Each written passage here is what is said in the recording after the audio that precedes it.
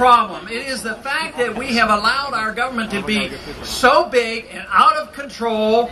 The Congress doesn't control it. The executive branch has more control than they deserve, and the courts have more court than they need. So what we need is a strong Congress to rein in the executive branch and the court to get back to constitutional government. Yeah. I have a belief about taxes, and I believe that taxes indeed are theft, stealing from the people. Now, I'm a little, and you may have seen this on the internet, I have a bumper sticker on my desk that everybody comes to my office and sees. It says, "Don't steal, the government hates competition." Yeah. But the government taxes in many ways. I think of spending as the culprit, because think of spending as being the tax. And then it's paid for in many different ways. They do taxes, and it's way too high, but they never tax enough to pay the bills. So what do? They endlessly borrow. And they borrow so much, and then interest rates go up. And that doesn't work. So then what do?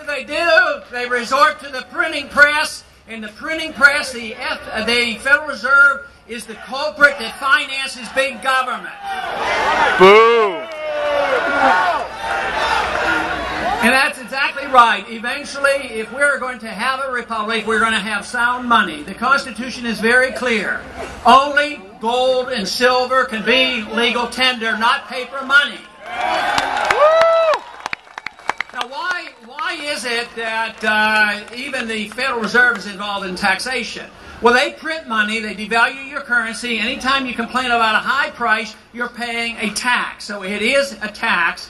And the big sin, of course, is the big spending. Politicians, up until just recently, they were always rewarded by spending money and telling their constituents back home, "I'm going to get you whatever you want." Well, those days are over. And you've got those days. Now, the Federal Reserve serves two special interests in Congress. There's two types of spending that we have to be concerned about. One is the liberal spending. We know all about that. They like to take over your lives because they consider you too stupid to take care of your lives yourself. So they have to take care of you from cradle to grave. So they justify that. But then we do have some conservatives, at least they call themselves conservatives. A lot of times they're nothing more than neoconservatives. And they believe that we have to endlessly spend overseas, and it's time we quit this. We quit the foreign aid. We quit being the policemen of the world. We don't need to occupy over 700 bases overseas, 135 countries. Because that's how republics are destroyed. That is how empires end. For economic reasons, by stretching themselves too far overseas. So, if we want to get back to a normal budget and balance our budget, I think one of the best ways to start is, why don't we just quit spending all the money overseas? Why don't we spend the money here at home? Yeah! Now, what could we do to save some money? I think it's time we should ask the question, how long do we have to stay in Korea? We've been there 60 years. I would say it's time to come home from Korea. And we've been in Europe, we've been in Japan, and we're looking for a new fight every single day. So it's really time that we have a foreign policy that was demonstrated and preached to us by our founders. That is, get along with people, be friends with people, trade with people, but mind our own business. Stay out of the internal affairs of other nations and have a strong national defense. That's what we need. Yeah.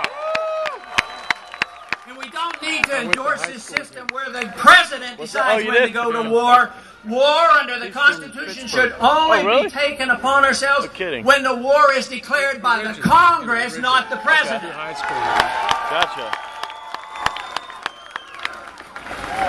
But good things are happening in this country. The budget is horrible. The Congress is horrible. They're spending. They don't hesitate for 1 minute. But there are good things happening in the country, and you're part of it.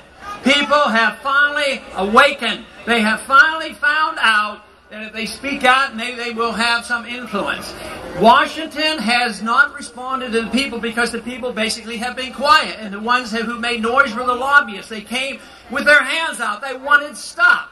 Well, it's all ending because even those who are supposed to be receiving the stuff at your expense, they're realizing it's not going to last much longer. We're bankrupt in this country, and therefore we do need a sea change. But what we have to do is ask the proper question. The first question is, what should the role of government be? And everybody says, well, we do this and that and take care of medical care. I say it's much simpler than that. The role of government is to protect our liberties. Yeah! And if we protect our liberties, then the free people can take care of themselves.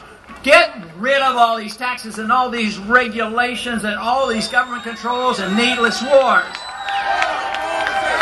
The purpose of liberty is to allow free people to be creative, to release the creative energy that we need, and also to strive for excellence and virtue. That's what life is all about. But when government takes over this role of saying, we're going to make you a better person and tell you how to live and run your personal life, or we're going to take over your economic powers and we're going to tell you how you spend your money, then the government does that at the expense of liberty.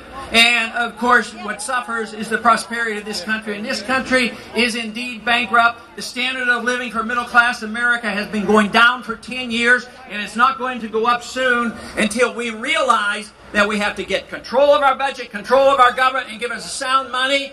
And in the meantime, we will end the Fed. Yeah! Hey!